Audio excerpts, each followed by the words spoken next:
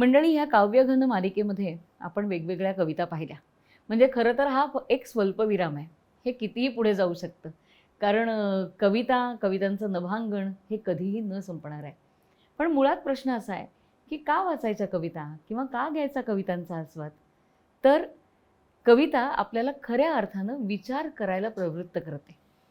असं म्हणतात की कडवं असतं ना, त्या कडव्यांच्या मध्ये जे शब्द असतात त्याच्यामध्ये जेवढं काव्य असतं त्याच्यापेक्षा त्याच्या बाजूला जी भोवताली मोकळी जागा असते ना, किंवा दोन ओळींच्या मधली जागा असते, त्याच्यामध्ये जास्त काव्य असतं. म्हणजेच ज्याला आपण इंग्रजीमध्ये म्हणतो रीडिंग बिटवीन द लाईन्स. म्हणजे एखादी कविता जेव्हा मी वाचते त्यावेळेला त्या कवितेचं रसग्रहण मी कसं करते हे माझ्यापुरतं मर्यादित असतं. म्हणजे उदाहरण सांगायचं तर, सखी मंद झाल्या तारका आता तरी येशील का, ही जर आपण एक कविता घेतली सुधीर मोघ्यांची, वेगवेगळ्या वाचकांना ही सखी वेगवेगळी वाटते. म्हणजे एखादा तरुण मुलगा असेल तर त्याला खरंच असं वाटेल की सखी मंद झाल्या तारका आता तरी येशील का ही त्याची प्रेयसी असू शकते.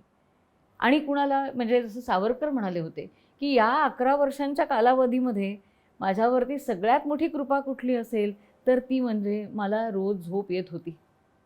पण त्यांनाही जेव्हा झोप आली नाही तेव्हा त्यांनी निद्रेला हाक मारली की आता येतेस का. कदाचित सावरकर ही कविता त्यावेळेला वाचत असतील तर त्यांना ती सखी त्यांची निद्रा वाटू शकते. किंवा एखाद्या कवीला, ज्याला खूप दिवसात काही काव्य सुचलं नाही, त्याला ही सखी त्याची प्रतिभा वाटू शकेल की अगं किती वेळ थांबलोय मी, रात्रसुद्धा संपत आली, आता तू येणार आहेस का नाही. म्हणजेच काय की कविता एकच आहे, पण तिच्याकडे आपण जेव्हा वेगवेगळ्या दृष्टीतनं पाहतो तेव्हा ती वेगवेगळा अर्थ दाखवते. म्हणजे एखादा छान लख्ख हिरा असतो का नाही, त्याच्यावरनं जेव्हा प्रकाश किरण जातात तेव्हा त्यातला प्रत्येक कोन उजळून वेगवेगळे जसे काय म्हणतो त्याला, किरण जसे परावर्तित होतात आणि तो हिरा चमकून उठतो. मला वाटतं कविता तशी असते. वेगवेगळ्या कोनातनं जेव्हा तिच्याकडे पाहतो तेव्हा किती आणि किती वेगवेगळे अर्थ ती आपल्याला सांगत असते.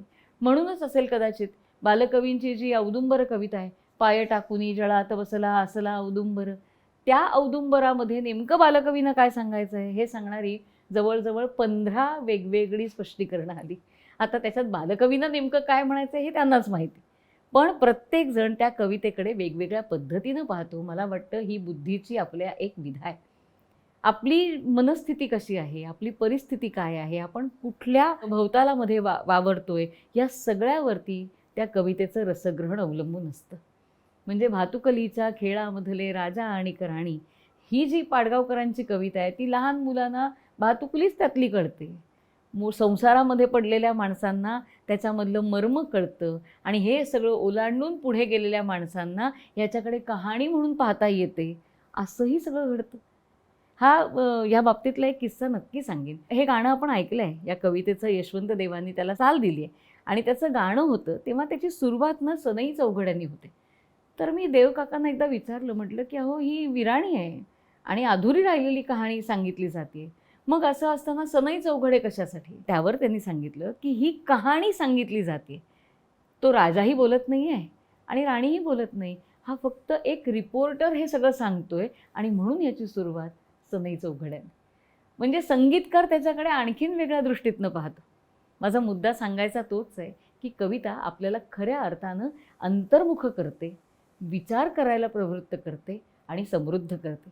आणि सगळ्यात महत्त्वाचं म्हणजे सध्याच्या वेगवान जगामध्ये आपली जी संवेदनशीलता, आपला विचार किंवा जी तरलता आहे हृदयाची, ती कुठेतरी हरप चाललेली आहे.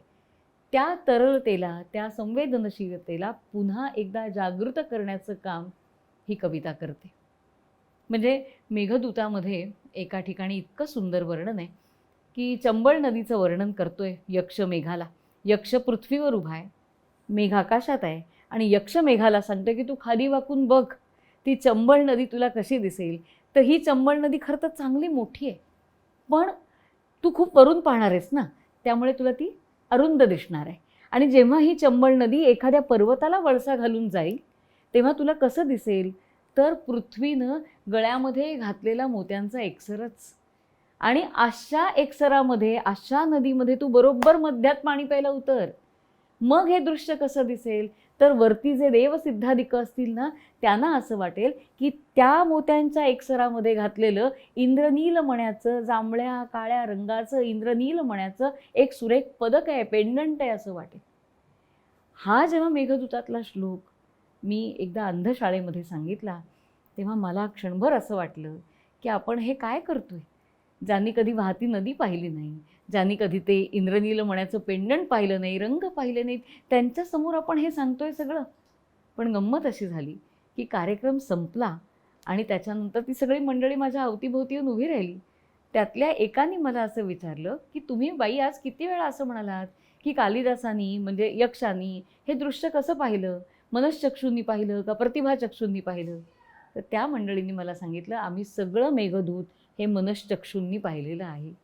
ही ताकद कवितेची आहे, कालिदासांच्या शब्दाची आहे की त्या मंदाक्रांतीतल्या एका श्लोकामध्ये संपूर्ण चंबळ नदी ते उभी करू शकतात, त्या चंबळ नदीचं वळणं दाखवू शकतात, त्याच्यावरती उतरलेला मेघ दाखवू शकतात आणि हे सगळं दृश्य एकंदरीत कसं दिसेल देवसिद्धादिकांना ते दाखवू शकतात. फक्त देवसिद्धादिकांना ते दृश्य दाखवत नाहीत, तर समोर बसलेल्या प्रत्येकाला, प्रत्येक वाचकाला ते दाखवतात, मग तो डोळस असो वा अंध असो.